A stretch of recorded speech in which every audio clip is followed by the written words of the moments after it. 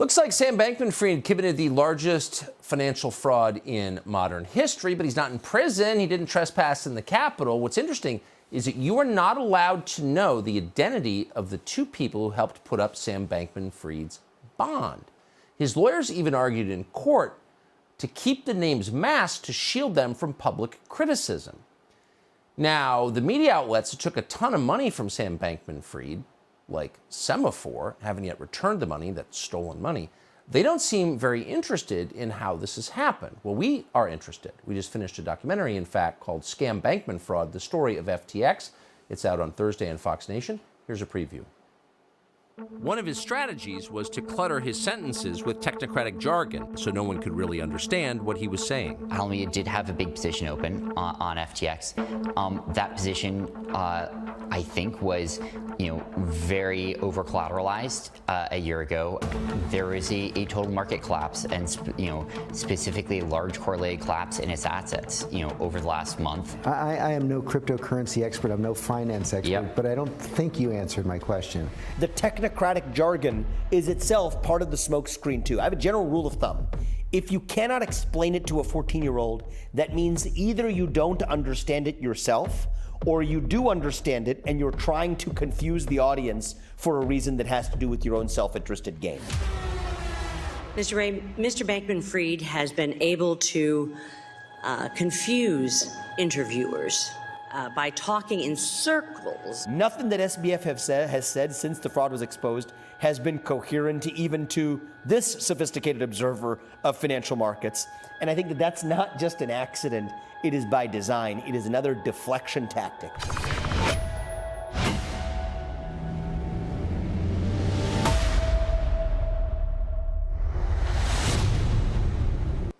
So the man you just saw in that clip is one of the people who acted as a Sherpa for us as we tried to understand what was happening with Sam Bankman-Fried. It's Vivek Ramaswamy, a frequent guest on the show, executive chairman of Strive Asset Management.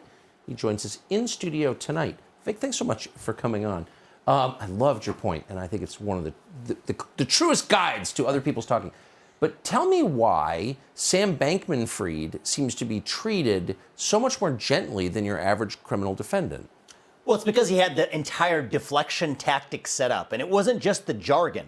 It was the ESG smokescreen. It was the good guy who was engaged in effective altruism, funding Democratic candidates. He knew how to play the game to be able to create the appearance that he cared about something other than profit and power, when in fact he cared only about more profit and power for himself. But the thing that was most striking to me about the story, Tucker, is not how this is some sort of deviant who's so different than how the rest of Wall Street operates, but how familiar his story really is. It is the same story as we saw back in 2008. I think there are a lot of similarities. It's going to make a lot of people mad to hear this. There's a lot of similarities to what those ESG promoting financial institutions do today. Because what did SBF do? He took client funds without their permission and used it to advance his agenda without telling them.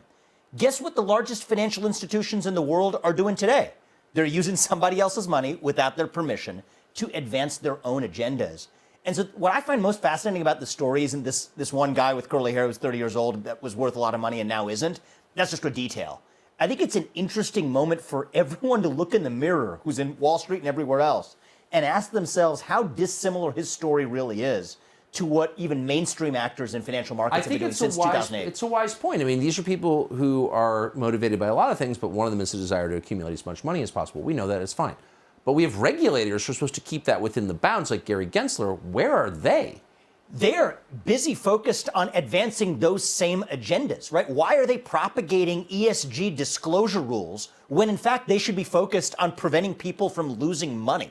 Right? You would think this was an objective. And the irony is they're going to use this as a catalyst to say, well, now we need to have greater purview over regulating cryptocurrencies or whatever, when in fact this is just a managerial class that's advancing a political agenda. And the more you advance a political agenda, the less you're doing the job that you're actually supposed to do.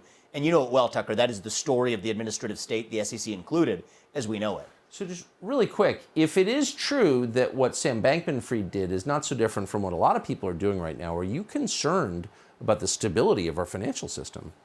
So look, I've had concerns dating back to 2008. The thing that we didn't let happen in this country, Tucker, was when those banks actually erred back then, we should have let them fall and actually teach this system its lesson.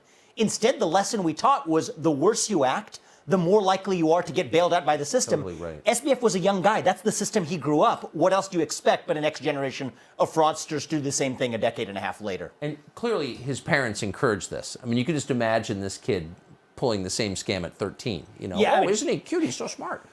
Okay. Vivek, great to see you. Thank you for your very crisp analysis. Subscribe to the Fox News YouTube channel to catch our nightly opens, stories that are changing the world and changing your life. From Tucker Carlson tonight.